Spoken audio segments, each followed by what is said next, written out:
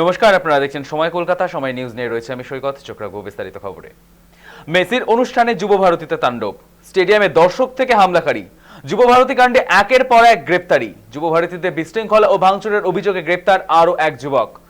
ধৃত রূপক মণ্ডল সেদিন দর্শক আসনে বসেছিলেন, পরে মেসিকে দেখতে না পেয়ে তাণ্ডবে যোগদান বলে দাবি তদন্তকারীদের। এই নিয়ে এই ঘটনার গ্রেপ্তারির সংখ্যা বেড়ে দাঁড়ালো 6। ফেস্টুন, সরকারি সম্পত্তি ভাঙচুর সহ একাধিক অভিযোগে শতপ্রণোদিত মামলা দায়ের করে পুলিশ। তারপরই একের পর এক গ্রেপ্তারি শুরু করে বিধাননগর দক্ষিণ থানার পুলিশ।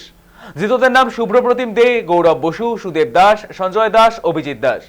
শুভ্রপ্রতিম ও গৌরবকে আগেই গ্রেপ্তার করা হয়েছিল, পরে গ্রেপ্তার করা হয় সুদেব দাস, সঞ্জয় দাস, অভিজিৎ দাসকে। ধৃতদের বিরুদ্ধে ভারতীয় ন্যায় সংহিতা আইনের 8টি নির্দিষ্ট ধারায় এফআইআর দায়ের করে পুলিশ। সরকারি কর্মীকে কাজে বাধা দেওয়া, ইচ্ছাকৃতভাবে সরকারি কর্মীকে আহত করা, কর্তব্যরত সরকারি কর্মীকে গুরুতরভাবে জখম করা, গোলমাল পাকানোর মতো অভিযোগের প্রেক্ষিতে এই ধারাগুলি যুক্ত করেছে পুলিশ। পাশাপাশি সরকারি সম্পত্তি নষ্টের অভিযোগে এবং শান্তি শৃঙ্খলা ভঙ্গের অভিযোগেও নির্দিষ্ট আইনের ধারায় এফআইআর দায়ের করা হয়েছে। এবার বিশৃঙ্খলা ও ভাঙচুরের অভিযোগে গ্রেপ্তার আরও এক যুবক। এদিকে আজই যুব ভারতী ক্রীড়াঙ্গন পরিদর্শনে যাবেন রাজ্যের গঠন করা সিটের সদস্যরা।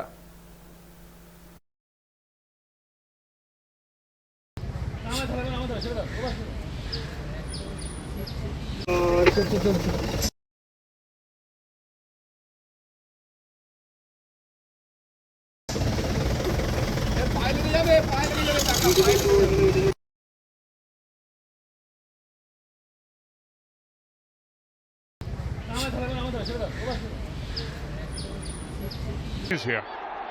Leo Messi in Kolkata again.